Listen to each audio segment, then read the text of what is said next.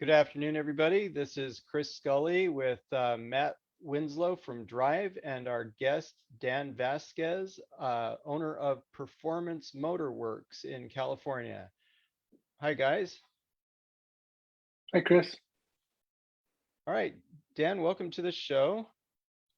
Thank And you. tell us a little bit about your background in the industry and how you came to be a shop owner. Okay, sure. Yeah. So I got in the industry when I was 17 years old, back in the 90s, which gives you an idea as to my age. So I started out as basically a car washer at a BMW dealership, and then I kind of climbed my way through the ranks up to an apprentice mechanic, and then a technician, and then ultimately ended my career with the dealership. After 21 years, I had been the shop foreman there for about the last 6 years of that. Just a great opportunity, and a really good time there. And then so essentially, I had a friend who I met way back in the 90s who owned a shop and was getting close to retirement. And he offered me to partner up with him at his shop, which I did in 2013. Left the dealership after 21 years, took a big leap of faith, and went over and joined my friend. And we worked together for 5 years, and ultimately he did retire in 2018. And that's when I was able to essentially buy him out of the shop. And now I've been the sole owner for the last 4.5 years. Great. And you're located in the Sacramento area, right? Yeah, we're in Rockland, which is a suburb of Sacramento near Roseville. Okay. And so tell us a little bit about how you got connected with Drive and when that was and so on.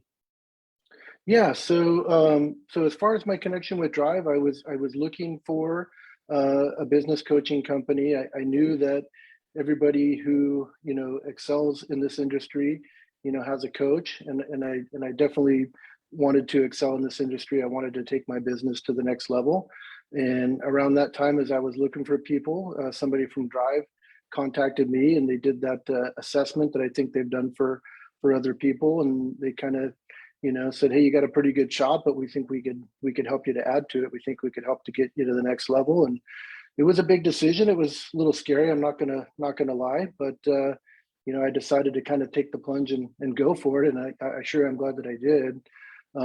I've been with Drive for just over a year now, and so far it's been nothing but good as far as on Drive's end. The shop itself, like everybody else, we have our challenges. I've had a few, but having my coach and having all you guys over at Drive, I mean, it sure is nice to have somebody in your corner to work with you and kind of help you and give you a different perspective on those challenges for sure. Hey, Great. Dan, so share with us I mean, you've gone from having the security, working for someone else to, now you control your own destiny. What's that like? And do you have any Yeah, thoughts to share with anyone else thinking about doing the same thing? yeah. Yeah, so it's terrifying. That's probably the best word that I can say.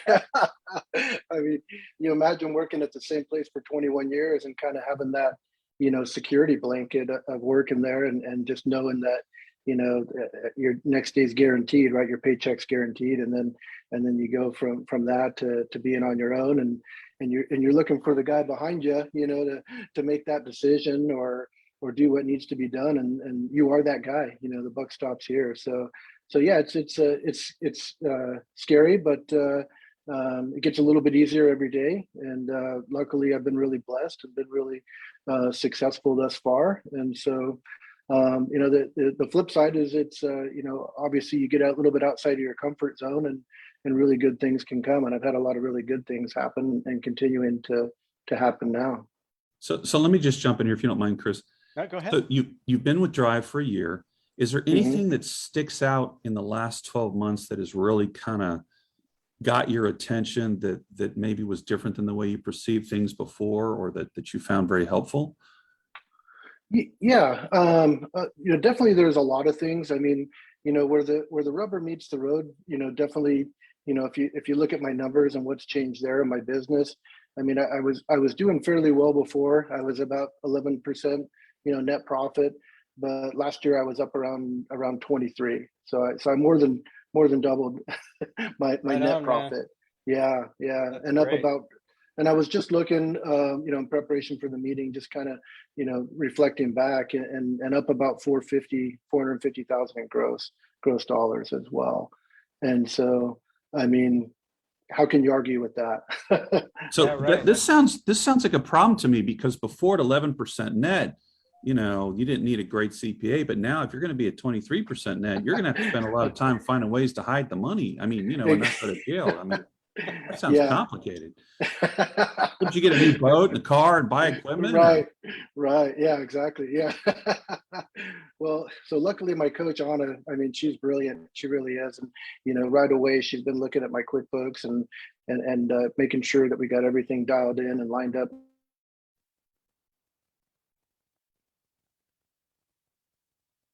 Yeah, isn't it amazing going? I knew you were successful before, but isn't it amazing how when you first start the business, you're just worried about making to pay the bills, and it's awesome when all of a sudden things are clicking, and now you got worried about how to write off the money. Yeah, definitely. Sorry, I'm in a hotel, and that's whatever that Oh, was. Sorry. sorry, little technical difficulties there. That's all right. You're back. And Okay. so I wanted to ask you, Dan, you mentioned that you've had your challenges. Let's talk about some of the challenges you've had as a shop owner, and how you've dealt with them, that kind of a thing. Because I'm sure that Yeah. we've got a lot of other shop owners out there that are going through similar challenges. Yeah, yeah, absolutely. I think I probably have a lot of the same challenges that everybody else has. The biggest one just being, recruiting good people and hanging on to and retaining good people. And that has certainly been a challenge for me, especially for me on the front end. A lot of people seemed more on the back end as far as finding good techs. I've been pretty blessed with a pretty solid, back of the shop. But my front end of the shop, I lost a key player who had been with me for 4 years, and a key service advisor slash manager, and that's been a challenge these past several months, trying to get somebody in there that can represent the front of my business. And boy, what a key role that is. And it's been a struggle. But one thing that my business coach has done, I mean, immediately she got me into a recruiting workshop where, I was able to kind of pick up some skills and some tools there for being a better recruiter.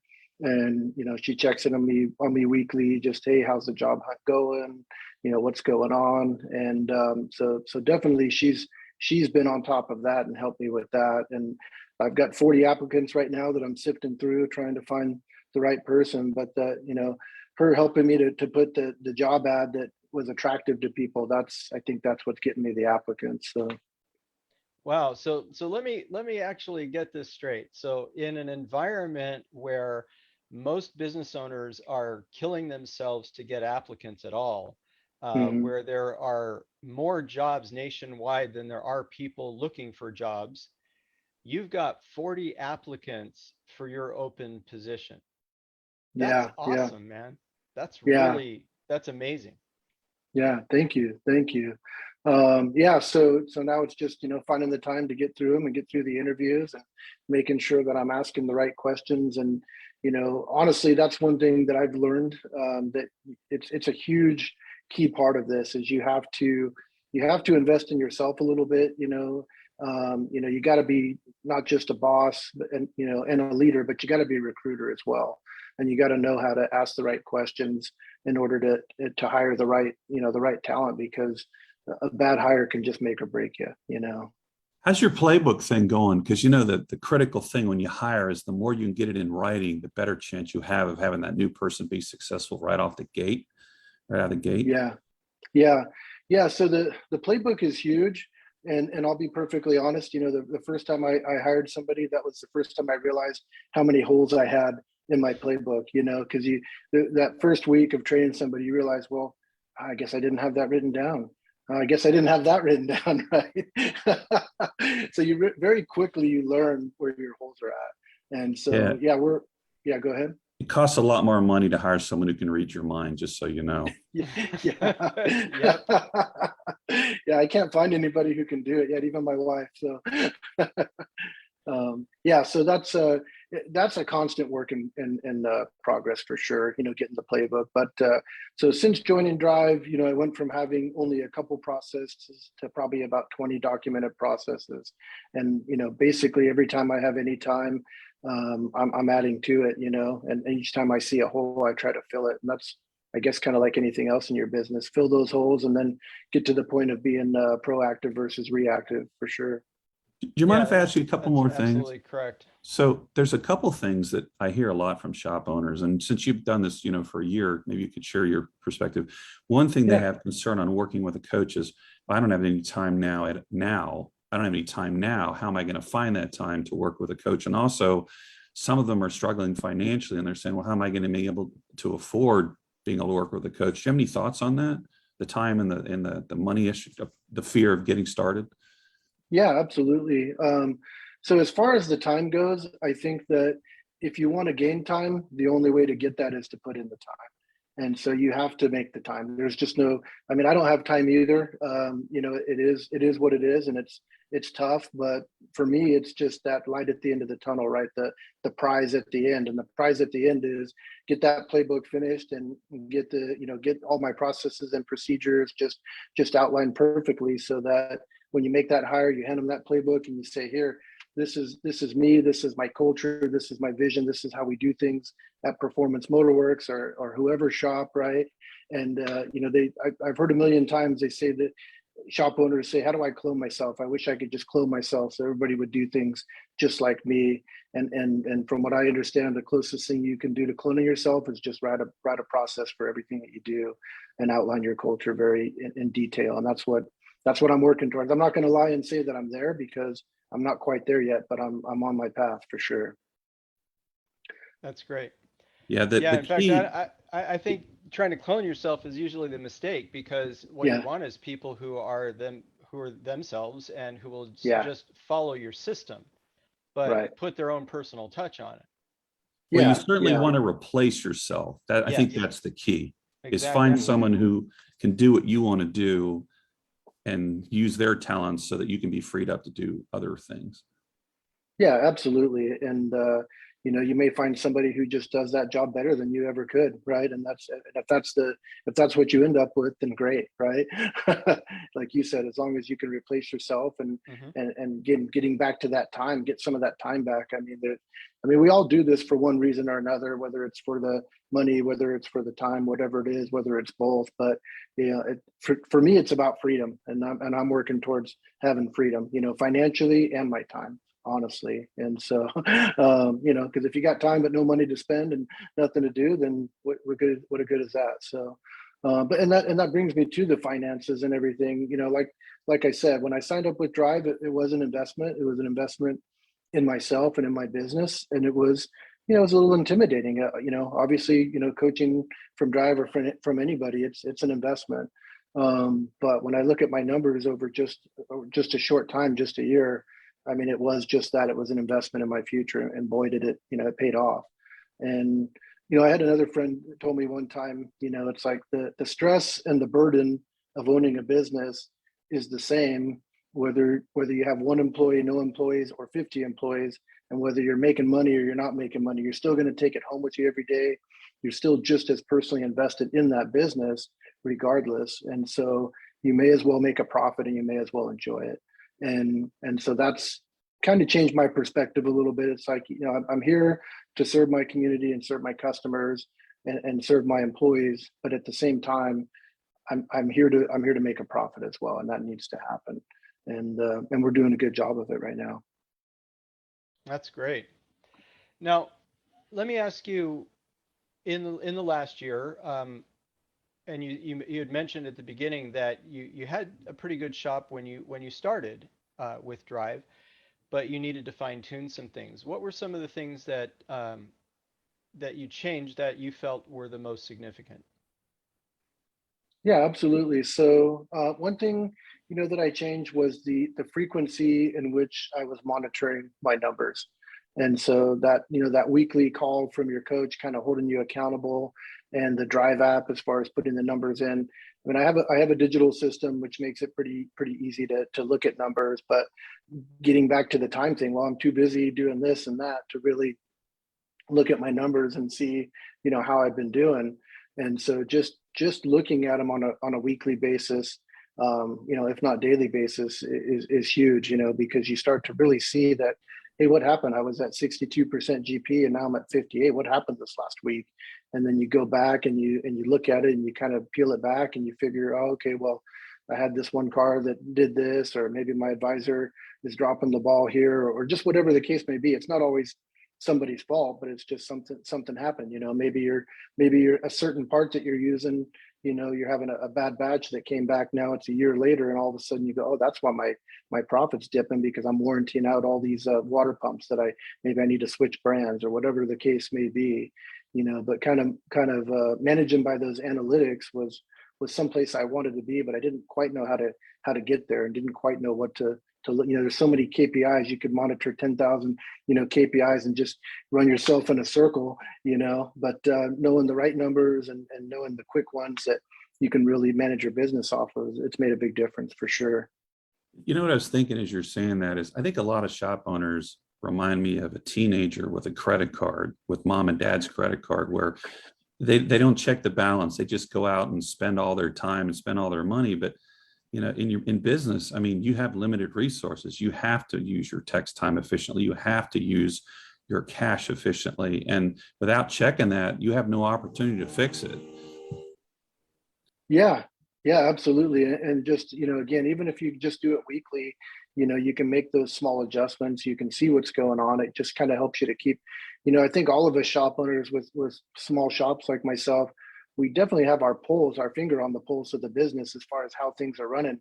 But how many of us have our finger on the pulse with the finances, and not just checking every couple months or once a month, but really just, daily and weekly. And I think that, just, the people that Drive, changing my mentality towards that, and kind of holding my feet to the fire for doing that. Well, no one will ever have to hold my feet to the fire anymore again, because now I see the value in it. I see what it's done, to my business. But that's just, a small piece of it, of course, right?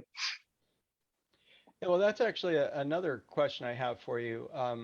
Were there any things that your coach asked you to do that you resisted doing, that you didn't think was going to work, and then you know she had to kind of force you to do it, and then it changed your um, mind? yeah, I've been resistant on a few things, but for the most part, I try to keep an open mind, and it's kind of like I'll try anything at least once, even if I don't agree with it. I'll give it a try and I'll see what I can do. But actually, I've had a couple coaches with Drive, and my previous coach suggested that I make a checklist for my advisor in the mornings, kind of checking in, what you have to do in the morning when you open up the shop. And I kind of just thought it was silly. I'm like, why do I need to give somebody a checklist? They should just do their job. And I was kind of, and so I definitely was resistant to that, but I did it anyway, even though I didn't. I said, well, I'll do it, and I kind of set it aside. And then recently, when I had to.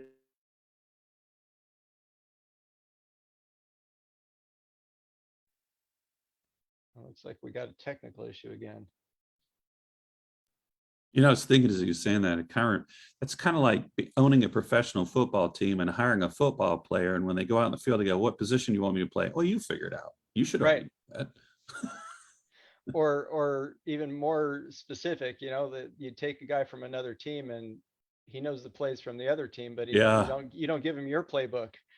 Yeah. Hey, by the way, I just want to share with everyone, I'm at the Amazing Vision Show in Overland Park, Kansas City, with Sherry Hamilton and the gang. So if you get a chance, come by the booth. We're super excited to see you. And you're back. Welcome back, I'm sir. back. I missed you. I heard something about a professional football player and then I lost you. I was Yeah, just saying, we were it's just like, talking about the yeah. idea of what you said about just do your job. It's kind of like you take a football player and you bring him onto your team, and you don't tell him the playbook or what position or anything, and you expect him to just do his job, and it doesn't Yeah. really work that way. Yeah. So I think we're all stubborn in our own ways about certain things, you know. Yeah. I try to be open-minded, try not to be stubborn. And I think if you get too stubborn, then you just get left in the past, right? You got to be evolving and changing. But yeah, that's just one example of a couple of things that, you know, we're all resistant to change in some respect, right? And we don't always like what we hear sometimes, but I can tell you that my coach and drive it have just given me a different perspective on a lot of things that I just wouldn't have seen things that way without, you know, that kind of that different perspective and different mindset. That's great. And we're coming up on our time. And Dan, I really want to thank you for joining us on the show.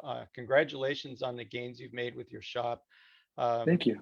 the top line revenue gains, the profitability gains are nothing short of amazing in that short period of time. So really well done to you on that. Next week, we're going to have a live shop tour with Jeff Wrights of Jar Performance. And until then, everybody have a great week. Again, thank you, Dan. Thank you, Matt, and enjoy the Vision Show. And we'll see you all next week.